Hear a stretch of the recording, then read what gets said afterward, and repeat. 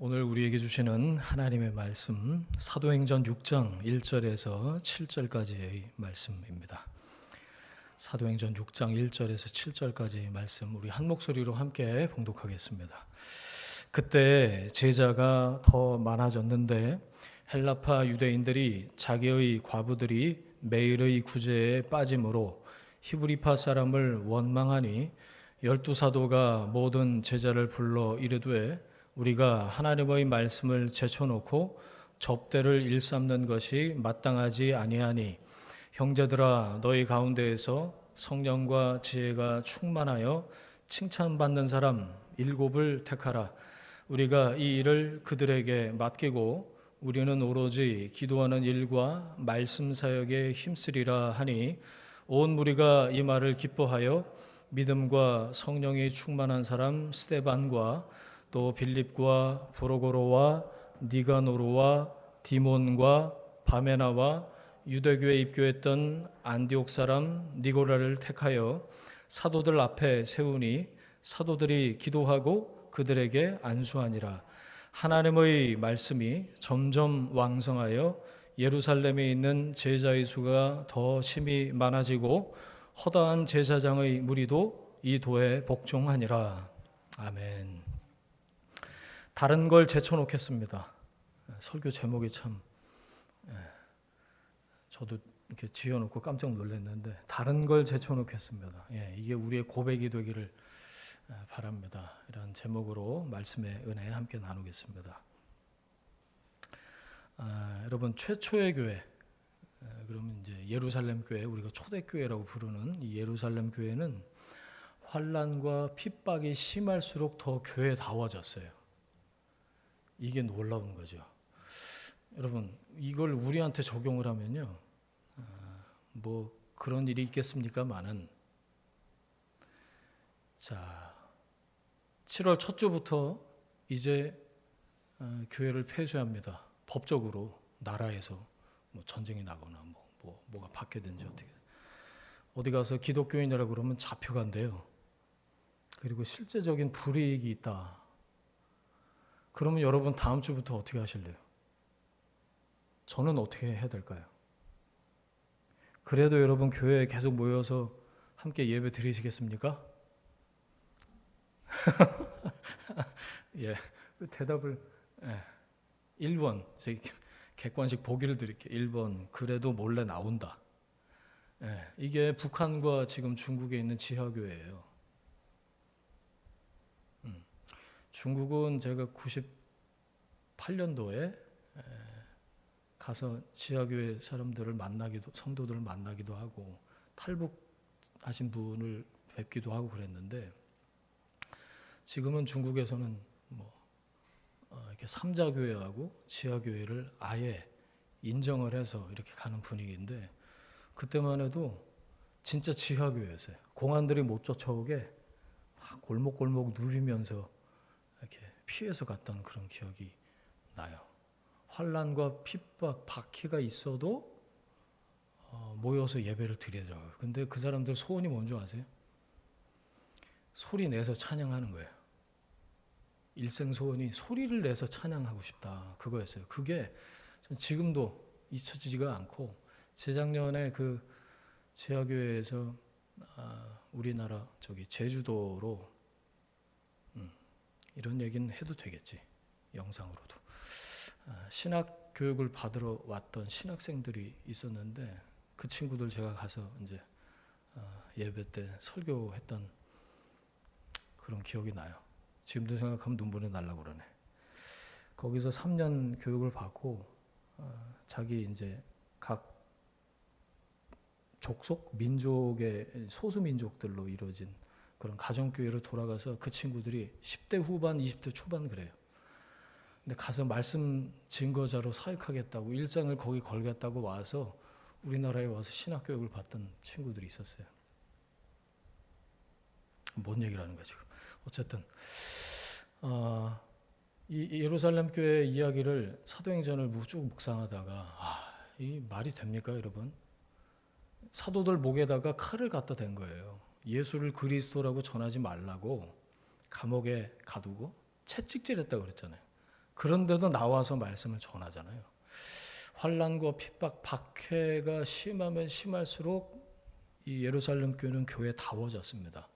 생명을 대가로 지불할 줄 아는 그야말로 죽음을 넘어선 사람들이 돼 있는 거죠. 오히려 박해가 올수록 오히려 담대하게 말씀을 전하는 이 사도들의 모습이 너무너무 놀라웠어요. 이게 왜 이럴까를 생각해 봤거든요. 어째서 이렇게 됐을까? 성령으로 충만했기 때문에 그렇죠. 거기 어디다가 써놓으세요, 여러분. 교회다움은 교회가 교회답기 위해서, 성도가 성도답고 그리스도인이 그리스도인답기 위해서 필요한 한 가지라면 성령 충만입니다. 하나님의 거룩한 영으로 가득 채워지면 그렇게 돼요. 그렇게 하지 말라고 해도 그게 안 돼서 문제지. 가두고 때리고 죽인다고 해도 한다는데 그걸 무슨 수로 못하게 해요. 그렇죠? 하나님을 두려워해서 사람이 두렵지 않게 된 겁니다. 하나님을 경외하니까 하나님 외에 다른 것들이 두렵지 않게 된 거죠. 여러분, 요즘에 여러분 가장 두려우신 게 뭐예요? 요즘에 무엇이 여러분들을 움츠러들게 만듭니까? 옴짝달싹 못하게 이렇게 만드는 거 있잖아요. 여러분, 하나님께 사로잡히시길 축원합니다. 하나님을 경외하십시오. 하나님을 사랑하십시오. 사랑 안에 두려움이 없고 온전한 사랑이 두려움을 내쫓는다고 그랬어요. 하나님의 임재로 성령의 충만함으로 하나님의 온전한 사랑으로 두려움은 떠나가게 될 것입니다. 그걸 믿어요. 오늘 말씀 이제 6장을 이렇게 시작을 하려다가 4장, 5장에 나오는 그 말씀이 담고 있는 메시지가 뭔가를 요약을 해드렸어요. 사도들을 잡아다가 옥에다 가둡니다. 그랬더니 어떤 일이 있었죠? 주의 사자가, 그러니까 천사가 와서 옥문을 열고 사도들을 끌어내요. 그죠? 보셨어요? 말씀 전하다가 감옥에 갇혔거든요. 그런데 천사가, 그러니까 하나님이 옥문을 열고 끌어내신 거예요. 다시 풀어주면서 뭐라고 그러시죠? 그 대목 혹시 보셨어요? 가서 성전에 서서 이 생명의 말씀을 백성에게 말하라. 어떻게 느껴지셨어요? 전 좀 너무하시다 이런 생각을 했는데, 왜? 아니 말씀 전하다 갇혔는데 그럼 풀려나면 어떻게 해야 되죠? 저 같으면 하나님은 저보다 훨씬 더 차원이 안 되게 더 높게 깊게 하나님 생각하시고 또 역사하시겠지만, 야야 고생했다, 고생했지, 감옥에서 얼마나 고생이 많았냐, 집에 가서 좀 쉬어라. 그게 아니라 꺼내 주셔서 생명의 말씀을 전하라. 가서 전하다가 또 갇히면 난 모른다. 이렇게 얘기하신 걸까? 여러분, 꺼내 주시는 까닭이 있어요. 할 일이 있어서 꺼내 주시는 거예요.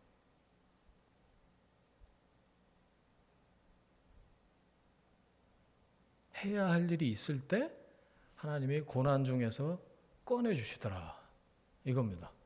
그러니까 준비하고 기도해야 돼. 하나님, 사명을 제가 받들겠습니다. 시키신 일, 부르신 일 제가 감당하겠습니다. 그리고 나서 하나님이 고통, 고난이 좀 지나가게 해주십시오. 꺼내주십시오. 풀어주십시오. 기도를 해야지. 무턱대고 꺼내달라고 그래. 그럼 쉬라고 안 그러신다니까요. 야 고생했다 야. 한 일주일 쉴래? 하나님 이렇게 하지 않으셔. 이 사도들이 어디로 갔죠? 그 새벽에, 밤 꼴딱 새고 새벽에 가서, 이게 최초의 새벽 기도예요. 지금 4장 얘기하고 있어요. 자, 그래서 이 말씀 보다가 제가 어떤 적용이 있었냐면, 생명의 말씀, 그러니까 말씀을 전하면 사람의 생명이 살아난다 그거 아니에요. 하나님 저한테 이 말씀을 주셨어요. 그래서 오늘 목숨 걸고 말씀을 전하는 심정으로 이 말씀이 전해지면 여러분들의 생명이 살아나는 걸 제가 보고 싶어요. 하나님도 이 말씀이 생명으로 여러분 영혼 가운데 닿기를 원하실 거다. 여러분 이 말씀 듣고 회복되시길, 살아나시길 축원합니다. 5장 아나니아 삽비라 사건 혹시 보셨어요? 어떤 묵상과 적용이 있으셨는지 궁금해요. 다들 성령 충만한 분위기에서 베드로가 뭐라고 그러죠? 이 아나니아한테 너는 5장 3절인가요? 사탄이 가득하다 이런 표현을 써요. 전 이번에 처음 봤어요. 사탄이 가득하다. 뭐죠? 네 글자로 하면 사탄 충만이에요. 아니 남들은 다 성령 충만한데 아나니아 삽비라 이 부분은 사탄이 충만했어. 여러분 성령 충만이 아니고 사탄 충만하면요 교회를 위해서 전 재산 팔아도 죽을 수 있다는 얘기입니다. 성령을 속이니까 하나님 속이니까 탐심이죠. 얼마를 이렇게 킵했다는 거 아니에요. 우상숭배죠. 우상숭배. 차라리 이 대목 보면서 저는 무슨 묵상을 했냐면 수요일날 태린 집사님 먼저 오셨길래 그런 얘기를 잠깐 나는 집사님 그거 보셨어요? 차라리 이랬으면 어땠을까요? 베드로 사도님 사실 우리가 노후 준비도 해야 되고 전 재산을 팔아갖고 얼마는 좀 남겨두고 그 나머지를 교회를 위해서 헌금하려고 갖고 왔습니다. 이러면 죽지는 않았을 것 같아. 그렇죠? 어떻게 생각하세요? 여러분 우리는 사람한테 인정받으려고 경건한 척하려고 신앙생활을 하지 않습니다. 맞습니까? 하나님을 속여서는 안 돼요. 하나님을 속일 수는 없어요. 하나님을 경외함으로 그게 성령으로 충만케 될 수 있는 방법이죠. 4장부터 어찌나 이 사탄이 끊임없이 교회를 공격하는지 그래서 결론적으로 6장에는 내부의 갈등을 일으킵니다. 오늘 그 얘기예요. 자, 1절 보세요. 그때 제자가 더 많아졌는데 그러니까 사도들이 환난과 핍박 중에서도 가르치기와 전도하기를 쉬지 않았다. 5장 42절에 그렇게 나오죠. 그 결과가 나타난 겁니다. 가르치기와 전도하기를 쉬지 않으니까. 그러니까 한마디로 하면 말씀을 전했더니 제자가 더 많아졌다. 그 얘기예요. 그 제자의 동그라미.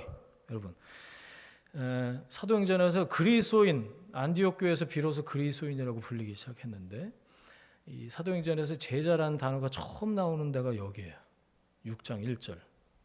그리스도인 제자 같은 말이에요.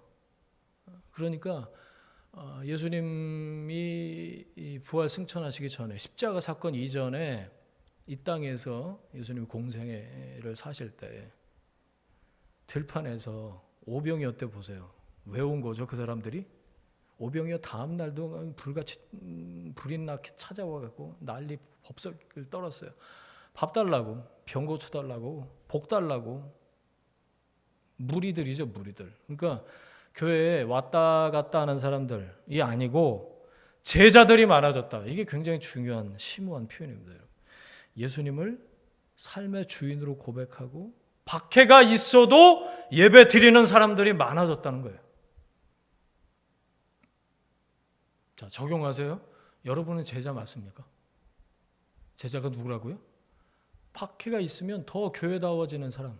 예루살렘 교회가 그랬어요. 나는 제자인가? 생각해 볼 수 있죠. 그런데 중요한 건 뭐냐? 다른 사람도 아니고 제자가 많아졌는데도 갈등이 있었다는 거예요. 교회 안에. 희한하죠.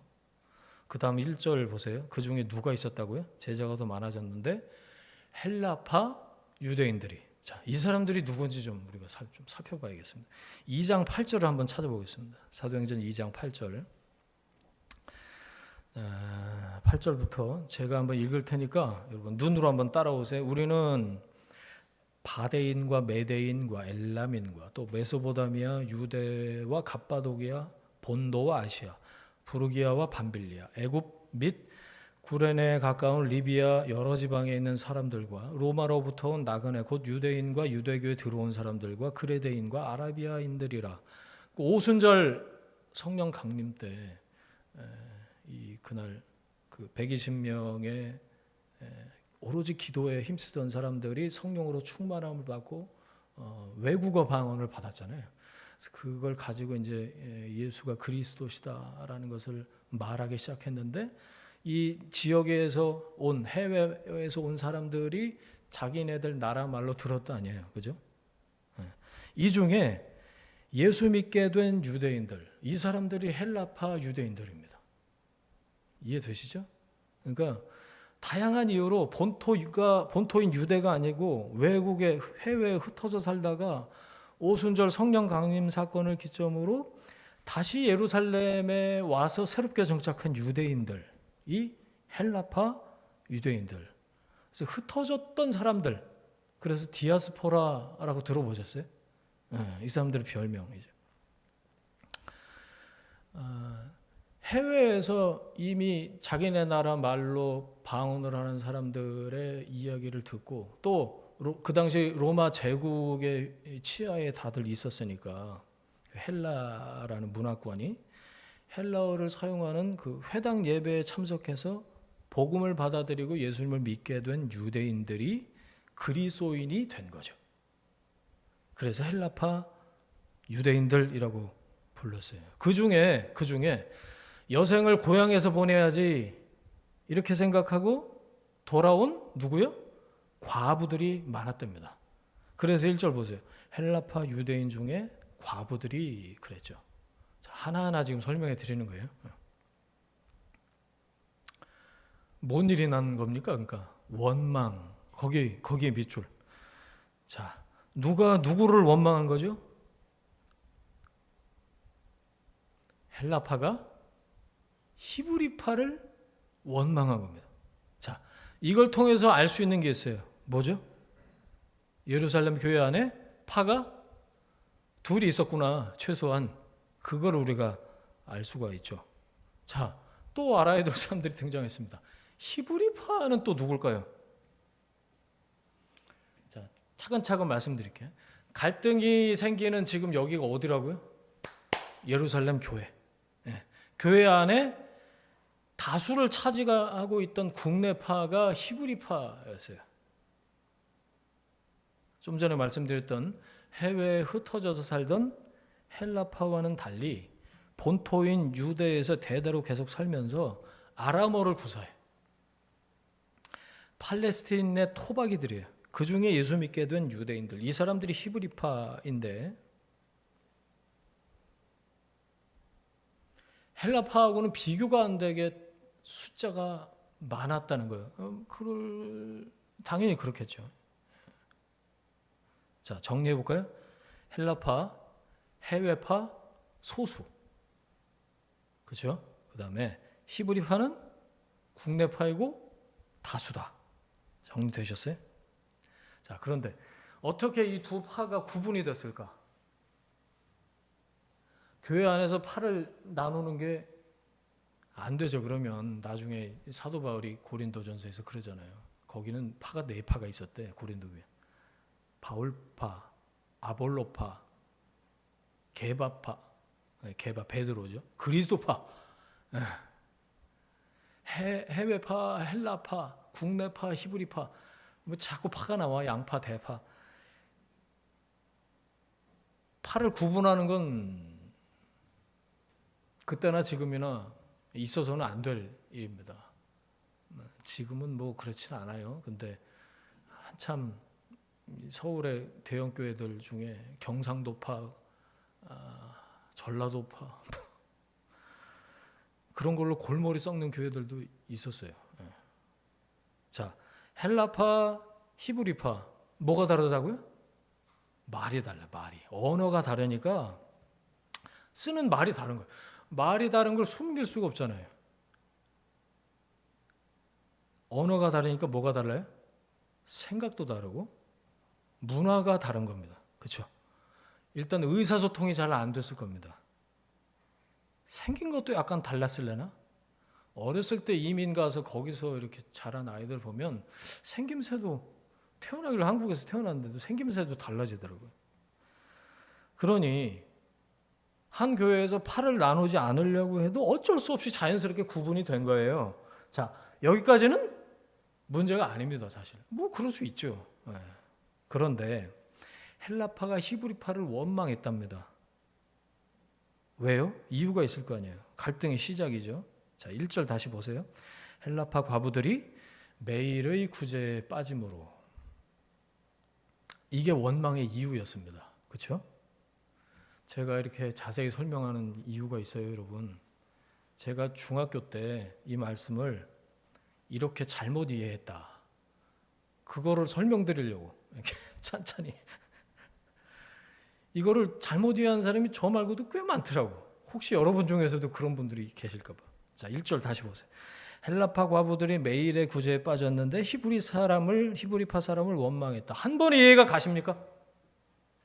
이해한 대로 저한테 좀 설명 좀 해주세요. 한 번에 이해가 가세요? 저는 이걸 어떻게 이해하냐면요. 묻지 마세요.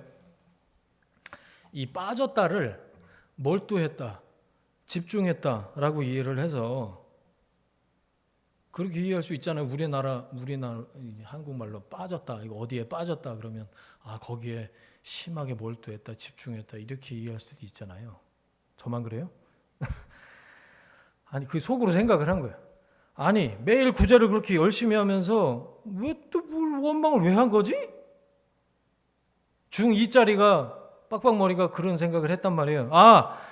헬라파 과부들이 우리한테만 맨날 그 구제 사역 시키고 히브리파 니들은 숫자도 많으면서 왜 안 하냐 이렇게 원망한 걸로 이해했어요. 자, 들킨 분들, 나도 그렇게 알고 있었는데 혹시 그런 분들은 안 계세요? 저는 이게 한글 성경 번역 탓이 있다고 생각했어요. 왜? 구제에 빠짐으로 이렇게 해놨잖아요. 그러니까 제대로 하면 뭐죠? 구제에서 서자를 넣든가, 구제에서 빠짐으로, 혹은 좀 더 명확하게 구제에서 제외돼서라고 번역했어야죠. 이해하시죠? 다 제대로 이해하고 계신 거 맞죠? 저만 그랬죠? 자, 그래서 1절을 앞뒤 문맥을 따라서 정리해서 다시 한번 말씀드릴게요. 한참 사도들이 열심히 말씀을 전해서 교회 안에 어중이 떠중이가 아니고 제자들이 많았을 때의 일입니다. 사람들이 점점 많아지니까 뭐가 많아졌을까요? 참길 일이 얼마나 많아졌겠냐고요. 생각해 보세요. 3,000명, 5,000명 막 이랬어요. 남자만. 그러니까 한 2만 명 됐을 거다라고 생각해요. 6월절 때 와서요. 오순절이 지나도록 집에 안 가. 세 글자? 교숙자. 지난 중간 말씀드렸죠. 집에 안 가요. 은혜를 너무 많이 받아서. 여기서 집도 멀어 해외 파는 다시 배 타고 가야 돼. 막 이러니까 집에 안 가요. 그 중에서도 특히 헬라파 유대인들의 의식주 문제를 교회에서 해결해 줘야 됐는데 어디서 먹고 자고 그럴 거냐고요. 그 많은 사람들이. 그러니까 자, 다수가 누구였다고요? 히브리파 사람들이 그 일을 맡아서 하다가 구제 대상자에서 히브리파 과부들을 제외했나 봐요. 이게 실수인지 일단 추측을 해봐요. 일단 말이 안 통하고 의사소통이 문제가 있으니까 꼼꼼히 다 챙기기에는 역부족이었을 거다 그런 생각을 했고요. 아니면 소수니까 별로 관심 없거나 그랬나 봅니다. 그런데 여러분 중요한 건 뭐죠? 먹는 거예요. 먹는 거. 다른 건 다 참아도 이 먹는 걸로 섭섭하면 이게 큰 문제가 되잖아요. 교회마다. 그래서 주방권세라고 들어보셨어요? 주방권세? 먹는 걸로 섭섭하면요. 세상 은혜 받아도 은혜 그 받은 은혜 주차장에 다 쏟아놓고 가더라고. 특히 먹거리를 챙기는 데 있어서 헬라파 과부들이 자꾸 죄가 되는 거예요. 그랬더니 여기저기서 뭐가 나왔다고요? 원망이 나오는 거죠. 사람이 가장 서러울 때가 먹는 걸로 차별받을 때 아닙니까? 먹는 걸로 차별을 받아보셨어요? 남들은 2개씩 주는데 나는 하나밖에 안 주네. 그래갖고 군대에서 군종했었는데 초코파이 2개 주면 세례 받고요. 3개 주는 불침 놔주는 다음 주는 불교로 간다고 그러고 막 초코파이 영혼을 팔아 애들이. 여기저기서 먹는 것 때문에 이 구제 문제 때문에 원망이 나와요. 원망이 나올 만하죠. 그랬을 것 같아요. 야, 왜 우리 어머니들 도시락 안 주냐? 김치 새로 담갔다며. 그건 왜 안 주는데? 헬라파는 디아스포라 떠돌이 소수라고 토박이 니네 국내파 다수 히브리파가 우리 무시하는 거냐? 이런 소리들이 이제 여기저기서 새어나온 겁니다. 문제죠. 이 큰 문제예요. 자, 여러분이 이 공동체의 리더라면 어떻게 하시겠습니까? 여러분의 문제 해결 방식을 묻습니다. 보기 드릴게요. 보기. 1번, 이상하다. 모자랄 리가 없는데. 야, 도시락 전수조사해. 애들 풀어. 그리고 누가 어디로 빼돌렸는지 다 살펴봐. 1번. 뭐 이렇게 할 수도 있었을 것 같아. 자, 2번. 일단 이거 다 성령 충만하지 못해서 그래. 일단 다 같이 3일 금식. 금식기도 선포. 라거나 3번. 뭐 먹는 걸로 그러냐. 에? 그럴 수도 있지. 좀 잘 나눠 먹어라. 자, 실무선에서 알아서 좀 잘 정리하세요. 에? 이렇게 얘기할 수도 있겠고. 4번. 좀 강경파죠. 이럴 거면 먹는 걸로 이렇게 원망하고 서로 싸울 거면 은혜 받아 뭐하냐? 다 때려쳐. 집에 가. 문 걸어 잠근다. 보기 몇 번까지 드렸어? 4번까지 드렸나? 5번 주관식에 써보세요. 여러분이 리더라면 이거 어떻게 해결하실 거예요? 이 골치 아픈 겁니다. 이거. 네. 다들 성령이 충만한 것 같은데 그 중에 누구도 있죠? 사탄 충만한 아나니아와 삽비라 같은 사람도 섞여 있었어요. 소수라고 우리 무시하냐? 이런 헬라파들이 여기저기서 원망을 하게. 갈등이 빚어지고 있는 지금 와중입니다. 뭐죠? 교회에 틈이 생긴 거예요. 틈이. 사단이 기가 막히게 이 틈에다 쐐기를 박죠. 교회에 그 쐐기가 한번 박히면요 빼기도 어렵고요. 점점 더 그 갭이 커집니다. 여러분, 그래서 틈이 보이면 어떻게 될까요? 이건 가정이나 일터나 교회에서나 마찬가지라고 생각해요. 틈이 보이면 바로 메워야지. 그거 안 메우면 벌레 들어와요. 그 틈으로. 건물이 화라로 무너지는 건 미세한 균열에서부터 시작이 되는 거죠.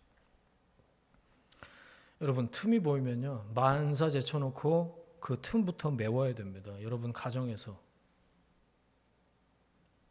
교회에서, 일터에서 사단이 그 틈에 쐐기를 박지 못하도록 허물을 사랑으로 덮는 일에 집중하시길 바랍니다. 사랑하면 덮을 수 있어요. 사랑하는 마음을 달라고 기도하셔요. 수치를 덮는 이불은 사랑뿐이더라고요. 다르잖아요. 나 같은 사람이 어디 있어요? 다 다르지. 그래, 그럴 수 있어. 눈빛이 이상했는데 그럴 수 있어. 무슨 일이 있나 보지. 집에 무슨 일이 있나? 컨디션이 안 좋은가 봐. 말 못할 무슨 일이 있나 보지 뭐. 위에서 기도해 줘야겠다. 이런 마음이 들어야지. 그 틈에다가 쐐기를 받고 막 서로 그러고 있으면 안 되죠. 여러분, 기도하고 사랑하는 마음으로 먼저 품고 덮으시길 바랍니다. 나한테 유독 허물이 보이는 건 들쳐내고 떠벌리라고 보이는 게 아니에요. 나더러 덮으라고 내 눈에만 보이는 거예요.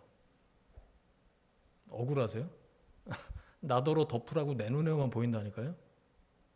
내 안에서 내가 해결할 문제여서 나한테 보이고 들리고 걸리는 걸 수 있어요. 우리 창세기 공부하면서 덮는 거 배우셨잖아.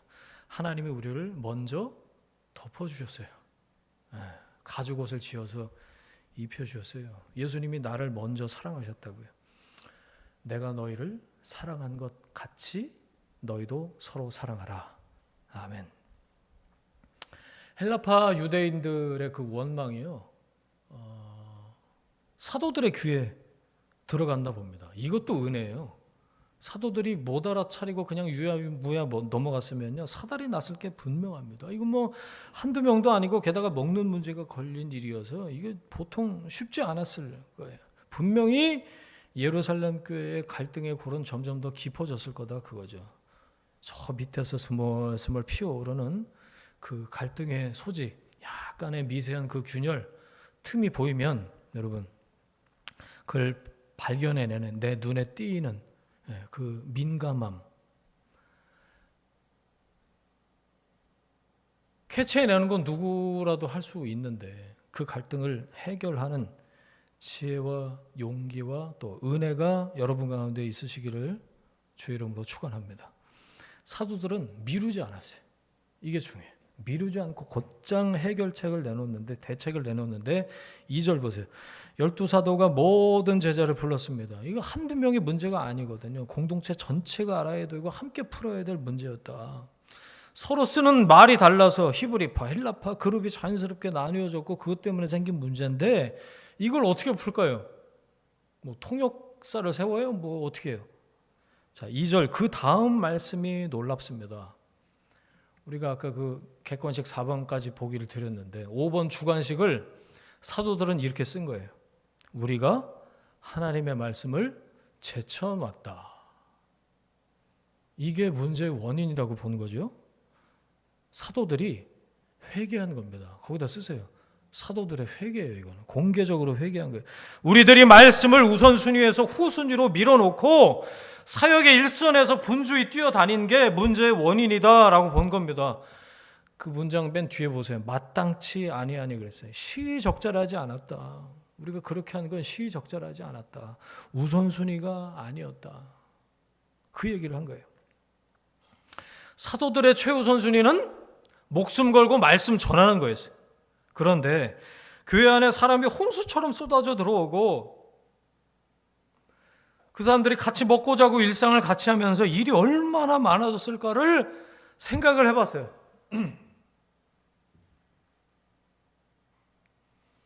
우리 교회도 그런 날이 올까요? 어떻게 생각하세요? 이런 문제가 생겼으면 좋겠으니까 이런 날이 오면 좋겠다. 이런 생각도 했다가 하나님의 때 하나님의 방법으로 하나님이 하시겠죠. 무슨 일이 생겼을까를 머릿속에 이렇게 떠올려 봤어요. 끼니 챙겨야지. 첫 번째. 사람이 떡으로만 살 것이 아니다. 말씀으로 산다 그랬으니까 그냥 모여서 예배만 드리고 집회만 하고 그랬을까요? 2만 명이 그 끼니를 어떻게 할 거야 도대체. 전 그 생각만 하면 막 제가 예루살렘 교회 사도도 아닌데 괜히 걱정이 되더라고요. 이거 어떻게 할 거냐고. 또 숙소 문제 해결해야지. 선교팀 데리고 단기 선교 한 10몇 년 왔다 갔다 해보니까 그렇게 가기 전에 아울리치 가기 전에 훈련 받고 몇 달 열심히 기도하고 충만해갖고 가면 이틀째 되면 싸웁니다. 뭐 찬물이 뜨거운 물이 나와야 되는데 찬물이 안 나오네. 뭐 비데가 없네. 뭐 그러면 막 가서 때려주고 싶은데. 근데 그러고 싶어서 그런 게 아니에요. 여기서 올라오는 걸 뭐 어찌 가겠어요. 숙소 문제. 이게 아무리 성령 충만해도 누가 있다고요? 중간중간에 사탄 충만도 섞여 있어. 그러니까 문제야. 성경엔 자세히 안 나오는데 문제가 한두 가지였겠냐?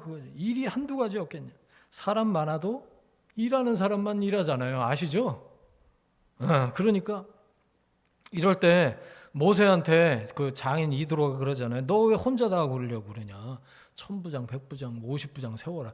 이런 사람이 사도들 곁에 있었으면 좋았을 텐데 그런 사람도 없었나 봐. 창세기 성경 공부 요즘 지난주에 노아 홍수 얘기 끝났나요? 어쨌든 영화를 하나 봤는데요. 노아라는 영화를 봤어요. 보니까 참 감독이 어차피 상상이에요. 그 뭐 성경에 몇 줄 나온 거 갖고 이제 만든 거니까 말도 안 되는 상상이 너무 자주 나와. 좀 열이 받더라고. 나중에 보다 보니까 불편했어요. 근데 이 얘기를 왜 하냐? 그 중에 이건 꽤 말이 된다 그런 대목이 있었는데 뭔 줄 아세요? 방주 안에 여러분 그 온갖 동물들이 있었잖아요. 물고기 빼고 다 있어요. 새, 뭐 곤충 시작해서 그것도 1년 넘게 그렇죠? 한 공간 안에 어떻게 있었을까? 걔네들이 생각해 보셨어요. 그 안에서 걔네들이 먹고 자고 싸고 아침마다 울고 저는 요즘에 아침에 이사 가고 나서 아침마다 비둘기가 걸터 앉아갖고 우는지 노래를 하는지 모르겠는데 그것 때문에 아주 새벽에 새벽 기도하라고 깨우는 거구나 이제 생각해 보니까 그 새벽 기도 시간에 꼭 울어. 어쨌든 걔네들이 그 방주 안에서, 그리고 맹수들도 있잖아, 싸우고 뭐, 여러분 그러면 방주 안이 재앙입니다. 차라리 나가고 싶지. 그러지 않겠어요? 어떻게 함께 있을 수 있었을까? 그런 생각 안 해보셨어요? 그런 건 굉장히 유익한 상상인 것 같아요. 그 영화 감독이 그걸 어떻게 처리했는지 궁금하시죠? 동물들이 방주 안에 이렇게 들어오자마자 노아 아내가 무슨 향을 만들어 갖고 이렇게 다니면서 다 재우는 걸로 처리를 하더라고. 그러니까 들어오자마자 다 디비져 갖고. 그러니까 기가 막히죠. 그러면 해결되는 거야. 1년 내내 자는 거야, 걔네들 다. 그러니까 뭐 먹고 자고 싸우고 뭐 그런 게 없어 전혀. 야, 그럴듯하다. 그런 생각했어요. 이 얘기를 왜 하냐면 교회에 제자가 많아졌는데 갈등이 생기고 문제가 있었다고요? 왜 그랬다고요? 히브리 파일라파? 언어가 달라서, 말이 달라서, 생각이 달라요. 문화가 다르고 의사소통이 안 돼. 다르다고 생각했다가 나중엔 저건 틀렸어 라고 생각이 그렇게 그쪽 방향으로 자라나는 거죠. 이거 어쩌면 좋습니까? 그렇다고 그 영화에서처럼 향 피워서 교회 들어오는 사람 다 재울 수도 없고, 그렇죠? 그 산적한 문제들, 특히 예민한 그 먹는 문제 해결하느라고 사도들은 어느새 말씀 제쳐놓고, 성경 보세요, 접대를 일삼고 있었다, 이런 표현이 나와요. 보셨죠? 접대. 그러니까 이것도 참 요즘 우리가 이 대하는 문화권에서 접대라는 단어를 딱 떠올리면 뭐가 제일 먼저 생각나세요? 사람마다 다를 텐데, 사도들이 그럼 무슨 서빙했다는 거야? 뭐야? 그렇게 오해하기 쉬운데, 이 한자어 접대는요, 접대로 번역된 단어는 헬라어로 식탁, 계산대 이런 뜻입니다. 무슨 얘기인지 아시겠죠? 그러니까 말씀도 전하고 식탁에서 실제로 식탁 서빙도 하고 밥도 차리고 그 얘기했다는 거예요. 밥 차리면 뭐 밥도 했겠죠? 그 전에 장도 봤을 거예요. 그렇죠? 그 다음에 계산대,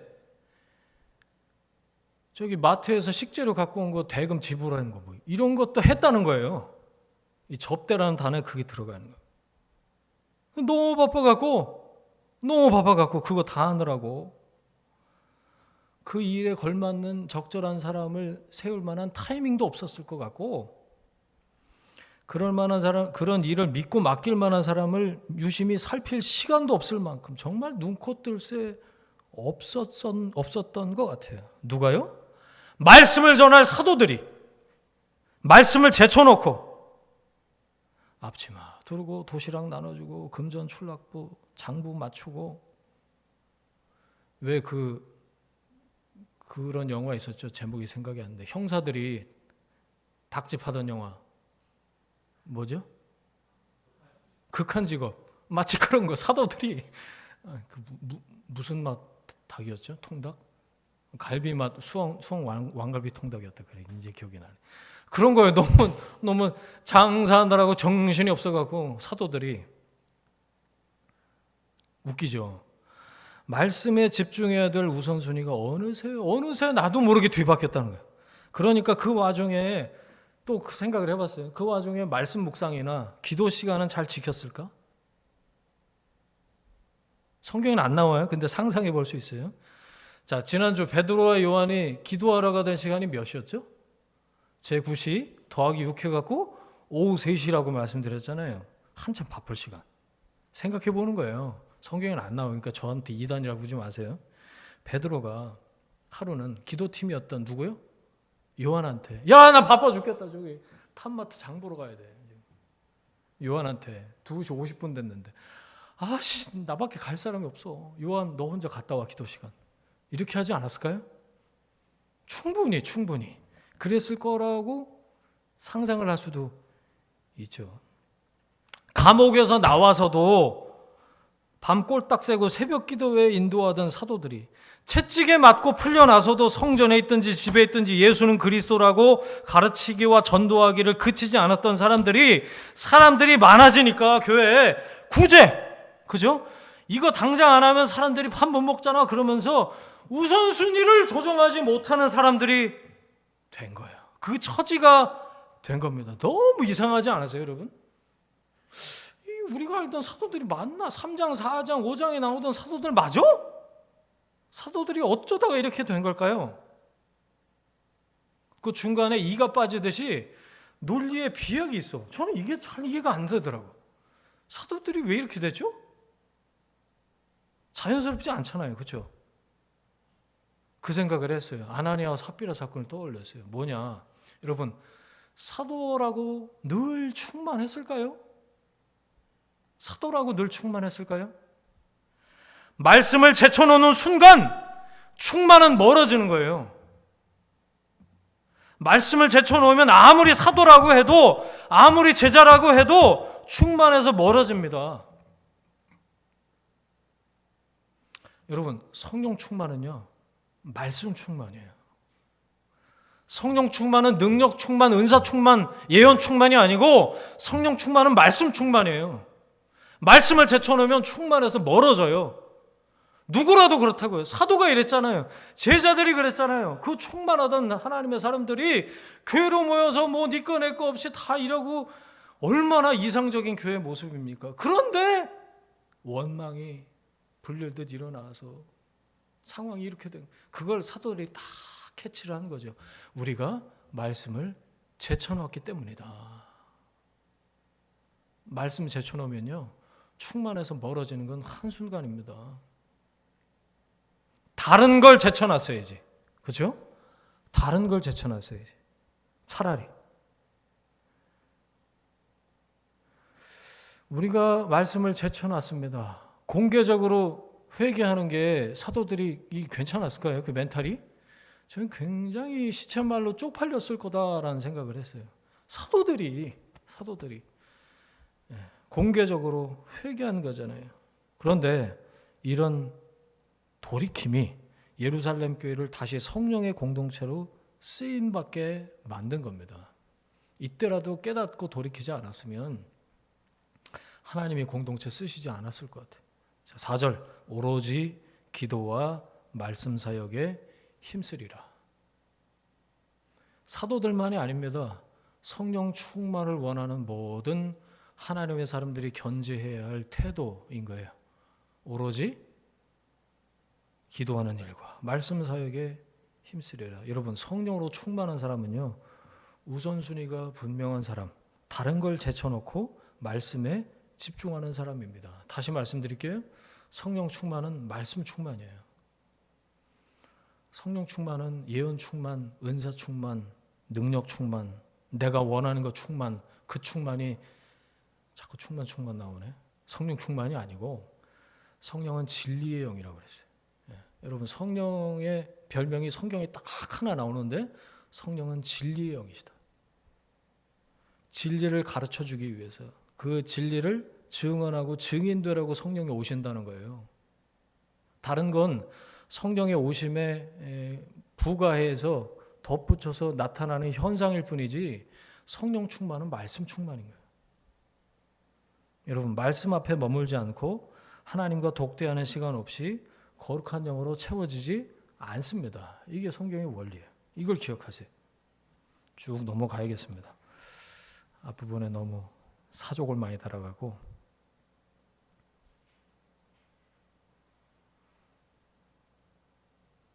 우리가 한 교회로 집중해야 될 우선순위를 말씀드릴게요. 말씀 묵상과 나눔과 기도입니다. 여러분, 다른 걸 제쳐놓고 이거 하셔야 돼요. 2023년 7월 첫 주죠, 오늘이? 하반기 시작되는. 여러분, 7월 첫 주 그러면 뭐가 생각나세요? 저는 기억나는 게 있어요. 작년 7월 첫 주에 여러분들 등록카드 쓰셨어요. 물론 이제 영민 수사님 4월인가 5월인가 뭐 처음 이제 오셨던 게 기억나고.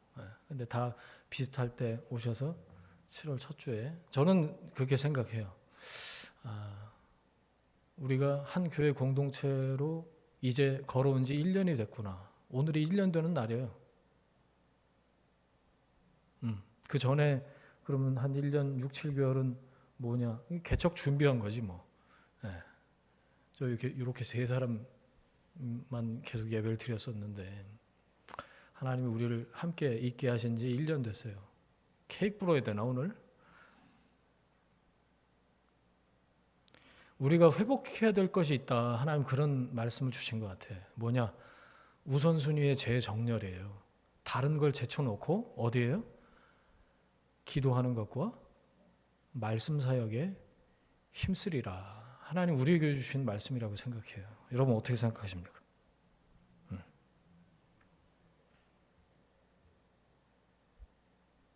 이거 하려면 전제가 돼야 되는데 그것도 네 글자야. 뭐냐면 자기 부인이야. 영어로 써보세요. 자기 부인. 마이 와이프가 아니고 셀프 디나이. 죄송해요. 이건 뭐 아재 개그도 아니고 이건 뭐 하는 거야 설교 시간에. 자기 부인 안 되면 말씀을 제쳐놓게 돼요. 여러분 우리는요, 자연인인 우리들은 누구 말 듣고 내 생각 바꾸는 사람들이 아닙니다. 내 생각에 맞는 말을 찾는 사람들이지.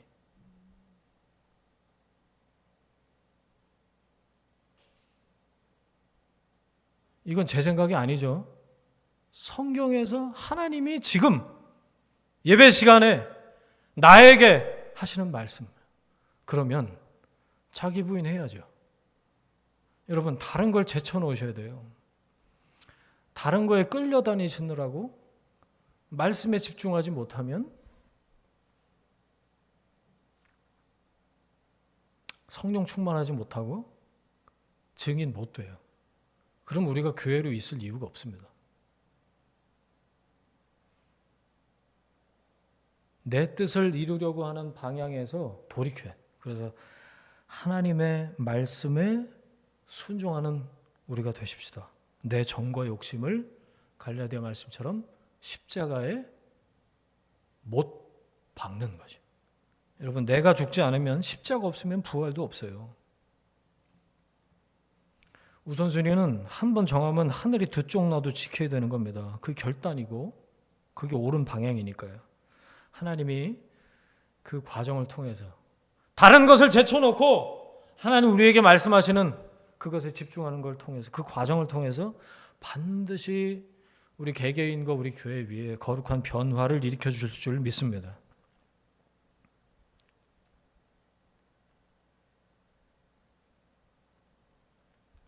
자, 3절. 사도들이 그래서 자기들이 집중할 일과 사람을 세워서 위임할 일을 나누죠. 3절. 너희 가운데에서 조건이 세 가지였어요. 어떤 사람이요? 1번 성령 충만한 사람, 2번 지혜가 충만한 사람, 3번 그런데 사회에서도 칭찬받는 사람. 이거 아무나 집사 되는 게 아니었네요. 이제 보니까. 에? 7명을 선택하십시오. 그러니까 사도들이 초이스한 게 아니에요. 그리고 여러분들 가운데에서 알아서 뽑으세요. 이렇게 그것 자체를 위임했어요. 그러면 이 일을 구제하고 뭐 금전 출납하고 교회 살림 사는 걸 그들에게 우리가 맡게 했습니다. 근데 여러분 여기서 오해하시면 안 될 게 지금 사도들은 가난한 자를 돕고 구제하고 특히 과부들의 살림 어떻게 먹고 사는가 이걸 하는 일보다 말씀 전하는 게 더 중요해. 이거는 덜 중요하고 이것만 중요해라고 말하는 게 아니에요. 그죠? 단지 지금 그들이 부르심을 받고 전념해야 될 건 기도와 말씀 사역이다 그러는 거죠. 4절이 그 말씀이죠. 자, 5절 보세요.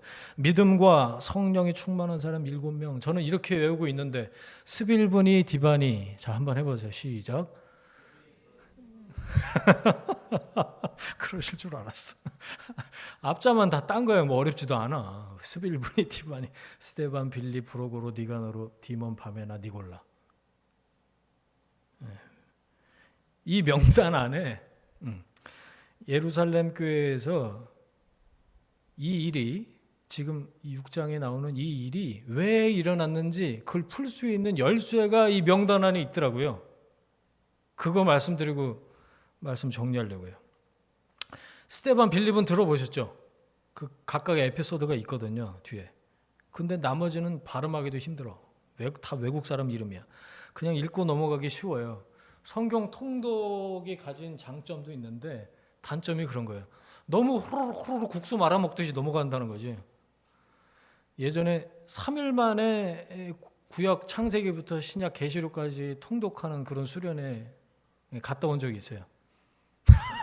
뭐가 남는 줄 아세요? 아무것도 안 남아요. 놀랍게도. 그냥 한 번 읽었다. 근데 한 2배속 막 이렇게 읽으니까 뭐 읽으니까 뭘 읽었는지 딱 하나 남았어. 아, 성경이 내 생각보다 얇구나. 이거 하나 남았던 게 기억이 나요. 야, 뭐냐? 이건 그냥 읽고 넘어갈 명단이 아니다 그거예요. 뭐냐? 비밀을 제가 보호하라고 제가 표현했는데 비밀이 이 안에 있었어. 이 사람들 이름이요. 우린 읽어도 모르는데 다 무슨 이름이냐면 헬라식 이름이야. 거기다 적어놓으세요. 헬라식 이름. 아, 그렇구나. 저 무릎팍을 여기서 딱 쳤는데 아직 무릎팍 안 치신 거예요, 늘? 예루살렘 교회에서 그 교회 전체를 대표할 7명을 사람들이 뽑는데 성령 충만, 지혜 충만, 칭찬받는 사람 7을 뽑는데 전부 다 누굴 뽑았어요? 헬라파 유대인들 중에서 뽑은 거예요. 놀랍지 않습니까? 막 소름이 돋던데 저는. 사도들이 임명한 게 아니에요. 3절 형제들아 택하라 그랬더니 5절 온 무리가 택하여 그랬어요. 사도들이 초이스한 게 아니라고요. 절대 다수였던 국내파 히브리파 유대인들이 자신들의 실수와 편견을 깨닫고 집사 7명 전원을 헬라파 유대인들로 교회를 대표하는 사람들로 세운 거예요. 6절 사도들이 안수하여 위임합니다. 생각해 봤어요. 히브리파 사람들이 헬라파 사람들을 그렇게 용납할 뿐만 아니라 2만 명 되는 교회의 대표로 7명을 뽑는데 아니 히브리파 사람 중에도 좀 n분의 1로 해갖고 야 분량다로 해야지. 분량다로 하면 뭐 7분의 1도 안 나왔을 거예요. 거의 다 7명 전원을 히브리파로 세워도 아무도 말할 사람 없었을 겁니다. 그런데 7명을 그 소수 해외파 말도 못하고 이런 사람들 중에 세웠다는 거예요. 아, 히브리파 사람들이 놀랍습니다. 그렇지 않으세요? 이거는 교회의 중심이 다수인 히브리파에서 소수인 헬라파로 옮겨가고 있다. 그걸 보여주고 있는 놀라운 장면인 거예요. 7집사. 그거 아셨어요? 전 이번에 그걸 알았네요. 여태 뭘 본 거야 도대체? 이게요. 이 뒤에 쫙 이어집니다. 제가 간단하게 설명을 해드릴게요. 7장 이후로 이 헬라파 유대인들이 사도행전 스토리를 끌고 와요. 주인공이 된다고요. 자, 6장 7절을 먼저 보세요. 6장 7절. 헬라파 유대인들이 교회 전면에 나선 이후로, 그렇죠? 7집사 뽑힌 다음이 7절이니까 그 당시로는 상상할 수도 없었던 일이 일어났어요. 뭘까요? 맞춰보세요. 7절에 나와요. 허다한 제사장의 무리가 그 도에 복종했다. 유대교 성직자들이 예수를 그리스도로 고백하게 됐다는 거예요. 그것도 한두 명이 아니고 집단으로 개종을 했다는 거예요. 놀랍지 않습니까? 유대교에서 밥 벌어먹고 살던 사람들이에요. 그러니까 자기 생계를 뿌리치고 엎어버리고 예루살렘 교회로 나 예수 믿겠다고 손들고 온 거예요. 어메, 이런 놀라운 일이 헬라파 유대인들이 교회 전면에 등장하면서 이런 일이 시작이 됐어요. 자, 7장으로 넘어가면 7장이 뭐가 나오죠? 그 유명한 헬라파 유대인 스데반 집사가 설교하는 내용이 쫙 나와요. 설교 내용을 다 볼 수는 없습니다. 그래서 제가 요약해 드릴게요. 그 당시 유대인들은 하나님이 어디 계시다고요? 오로지 예루살렘 성전에만 계신다 생각을 다 하고 있었어요. 그래서 자기들을 누구라고 생각한다고요? 뽑힌 사람, 선민, 거룩한 사람, 성민, 우리만 유대인들이 딱 그게 헬라파 유대인들의 인식이었다는 거예요. 그런데 그 사람들을 모아놓고 헬라파 유대인 스데반 집사가 뭐라고 설교한 줄 아세요? 그 설교의 요지는 하나님은 성전에 갇혀 계신 분이 아니고 이 세상 어디에나 계시는 무소부지하신 하나님이시다. 그 얘기를 해서 돌 맞아 죽습니다. 스데반이 헬라파 유대인이 아니었으면 그런 말씀을 전할 수 없었을 거예요. 자, 한 장 더 넘겨서 8장에는 히브리파 유대인들이 짐승처럼 여기는 사마리아인에게 헬라파 유대인 빌립 집사가 말씀을 전해요. 복음을 전합니다. 그리고 기독교 역사상 최초로 아프리칸 외국인에게 이디오피아 내시에게 세례를 직접 준 사람도 헬라파 유대인 빌립이었어요. 만약에 빌립이 히브리파 유대인이었다면 그 모든 일은 불가능했을 겁니다. 가지도 않았을 거고요. 만나지도 못했을 거예요. 그리고 한 장 더 넘겨서 사도행전 9장에 누가 등장해요?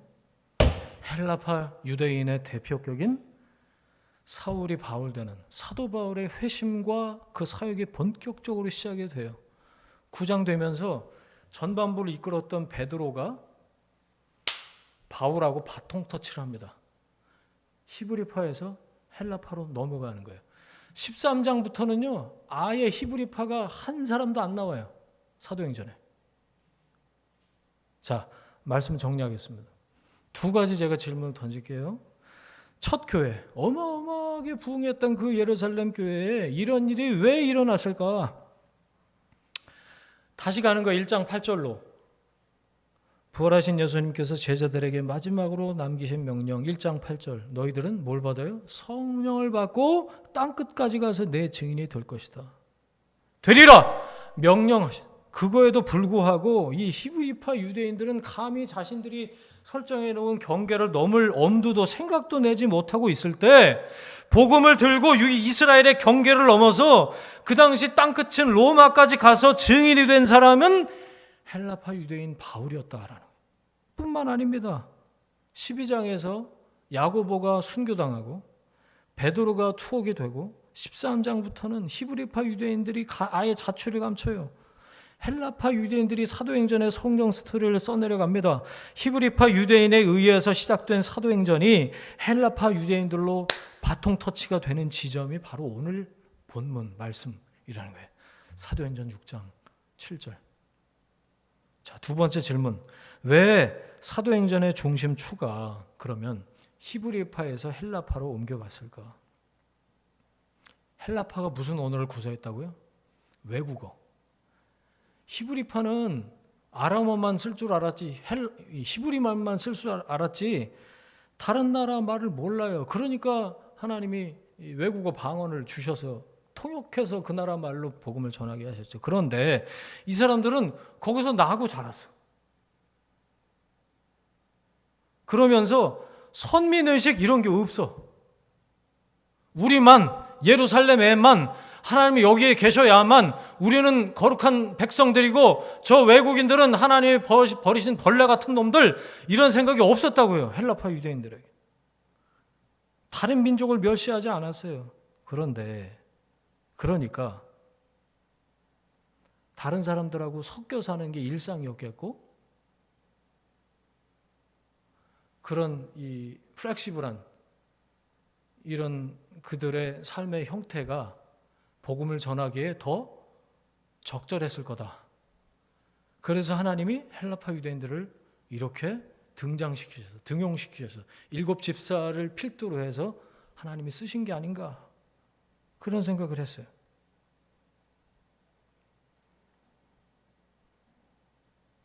경계를 넘어서 복음을 전하기 시작했습니다. 하나님이 원하셨던 거예요. 땅 끝까지 이르러 내 증인이 되라 그러셨잖아요. 근데 땅 끝에 이제 관심도 없고 그 경계 밖으로는 나갈 엄두도 못 내고 그러던 사람을 데리고 어떻게 사역을 하냐고요. 그래서 성령으로 충만케 된 예루살렘 교회 안에 헬라파 유대인들을 하나님이 세우시는 이 사건을 통해서 하나님의 일이 이루어져 진행되져 가는 거죠. 뿐만 아닙니다. 하나님에 대한 인식이 바뀌어요. 무소부재하신 하나님을 사람들이 듣기 시작했어요. 스데반을 통해서. 아, 하나님은 예루살렘 성전에만 갇혀 계신 분이 아니시구나. 그때 처음 알았어요. 우리들이 버러지처럼 생각하는, 그래서 말도 안 섞고 그 동네를 지나갈 수도 없는 사마리아 사람에게 복음을 전할 뿐만 아니라 외국인도 세례를 받아야 되는구나. 이걸 처음 알게 됐어요. 세계 최초로 이스라엘 경계를 넘어서 땅끝까지 복음을 전하게 됩니다. 이 헬라파 유대인들이 사도행전 후반부를 주도하면서 복음이 땅끝까지 전해질 수 있었어요.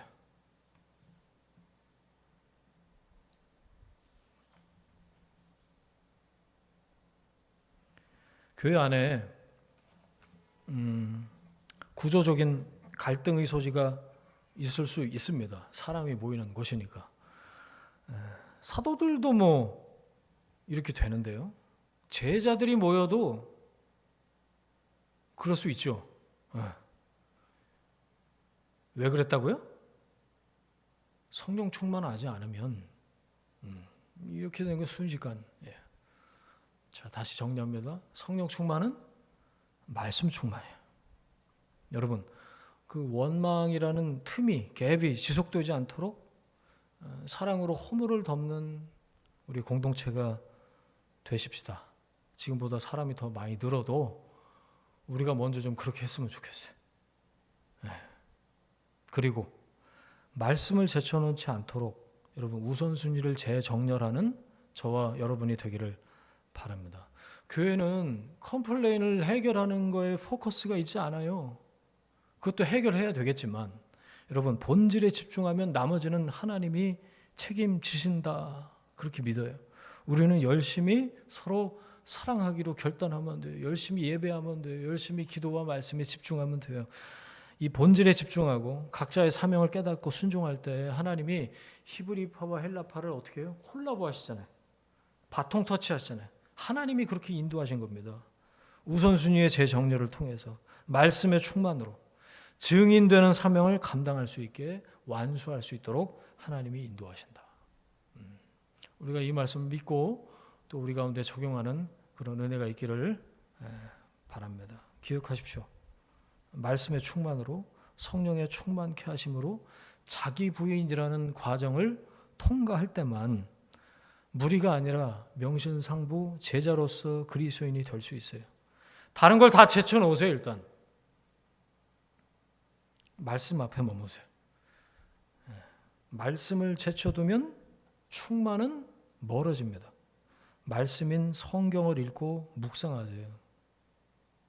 그러라고 성경 주신 거예요. 그러라고 성령이 오시는 거예요. 말씀 안에, 말씀 안에서 주님을 더 깊이 경험하십시오. 그러면 하나님이 계속해서 refill 해 주실 줄 믿습니다. refill 돼야 돼요. 성령에 민감해야 되고 예민해야 되고 성령으로 충만해야 됩니다. 말씀으로 그렇게 될 수 있어요. 그래서 각자 도달해야 될 땅끝이 있는 줄 압니다. 여러분 그 땅끝으로 흩어져서 증인되는 사명을 넉넉히 감당하는 저와 여러분이 되시길 주의 이름으로 축원합니다. 아멘. 함께 기도하겠습니다. 이 시간에 각자 깨달은 말씀 주신 말씀 붙잡고 함께 합심해서 기도하도록 하겠습니다. 함께 기도합니다. 하나님 아버지 감사합니다. 오늘 말씀하여 주시고 깨닫게 해주시니 감사합니다. 사도들이 또 예루살렘 교회의 제자들이 특히 히브리파 유대인들이 다시 한번 성령의 충만을 위해서 말씀을 제쳐놨던 것, 기도를 제쳐놨던 것, 그것을 회개하고 하나님께로 돌이켰습니다. 하나님, 우리에게 주신 말씀이라고 우리가 믿고 받습니다. 다른 것을 제쳐놓겠습니다. 말씀에 집중하겠습니다. 하나님, 우리에게 주시는 함께 묵상해야 될 본문과 또 강단을 통해서 선포되는 말씀과 우리 각자에게 주시는 그 성령의 음성을 우리가 듣고 하나님의 영으로 충만케 되어 주님 섬기고 교회 섬기고 이웃을 섬기고 주변에 있는 모든 하나님의 사람들을 사랑으로 돕는 일에 우리를 사용하여 주옵소서. 자기 부인이라는 과정을 통해서 우리가 명실상부 제자로서 쓰임받고 교회를 세우는 믿음의 사람들 될 수 있도록 주님 인도하여 주옵소서. 역사하실 줄 믿습니다. 이제는 우리의 주인 되신 예수 그리스도의 은혜와 하나님 아버지의 사랑하심과 성령님의 동행하심이 다른 모든 것을 제쳐놓고 다시 말씀에 집중하길 원하는 그렇게 우선순위의 재정렬을 통해서 성령의 충만케 하심을 경험하며 증인으로 살길 원하는 하나님의 사람들 위해 그들의 일터와 가정과 자녀들 위해 지금부터 영원까지 함께 하시기를 간절히 축원하옵나이다. 아멘.